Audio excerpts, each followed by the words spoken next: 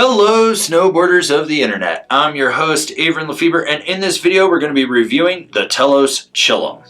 This board features Telos's mini dual camber with micro rockers, so you get rocker in the tip and the tail, then you've got this camber section that has a dip in the middle of it, and so that gives you these independent camber zones. That's going to give you the load and pop, and then that rocker in the tip and the tail. It's going to give you an optimal platform for pressing and buttering, as well as slight ease of entry in and out of turns. This board is available in 146, 149, 152, 155, and 158.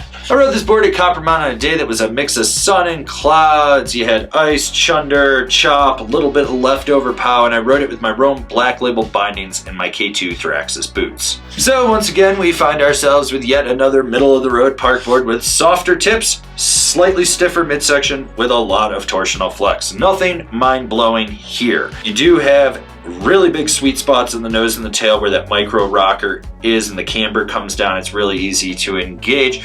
Overall, with the stability of this board is super lively. You feel everything. You want to keep your knees bent or you will get bucked around. When you're just charging as fast as possible, all those vibrations are just coming up underfoot. You will feel everything with it.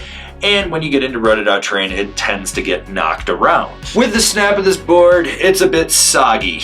And by that I mean, when you really press into it, it just sort of deadens out and doesn't want to rebound as much. Sure, you can ollie off a roller, a side hit, and it's predictable, but it doesn't have that oomph that you want. It just doesn't feel like it wants to rebound. With jumps, small and medium-ish are probably where you want to keep it, just because those tips are so soft. When you set down hard, it wants to wash out.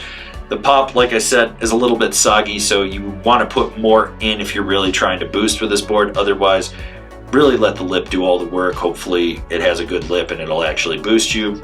Overall, really kind of underwhelmed with this year's version of this board. So the sweet spots in the nose and the tail are really easy to engage with a butter. You can just get right on it, sit sideways, pop back around, really press into it. If you press super aggressively, you can get it to wash out, so be aware of that. You need to kind of tone it down a little bit. The torsional flex is overly abundant in this, so when you're going sideways, just make sure that you're not digging an edge, you're gonna hook. When it comes to jibbing, it's really easy to do a nose or tail press on this board. In fact, tone down how aggressive you think you actually have to be to press with it, because it'll just lock in on that micro rocker and sit on it, and you can really press it. Going sideways, because there's that slight dip in the middle, you end up being a little bit more over your back or front foot. It just kind of shifts your weight that way. It locks in and holds, but at the end of the day, it's not like something that's super rigid. You can almost feel like you're clapping out on it. The edge-to-edge power transmission in this board is fluid, fast, and nimble, which is great, but when you put any power through the center of the board back out through the tail, it tends to kick out. It's those medium mellow carves that are really like as good as it's gonna get with it, or short, tight, quick setup turns going into a feature.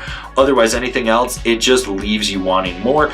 It doesn't have that rebound or snap that you would actually want to drive something with this a little more aggressively. Who's this board for? The park rider that wants something soft. So the last time I rode this board, I really dug it. I thought it was super solid. I had a blast on it. This one, not so much. It's almost like they over accentuated the camber profile, so there's more reverse with a mellower camber section that goes out a little bit longer, and then there's that rocker in there. It just felt soggy, kind of lifeless in terms of the response that you get when you load it up. It was still lively underfoot, so you felt more chatter.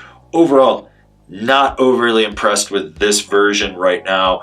Maybe it was a pre-production sample that's got a different core in it, but it just did not feel like how it had been in the past.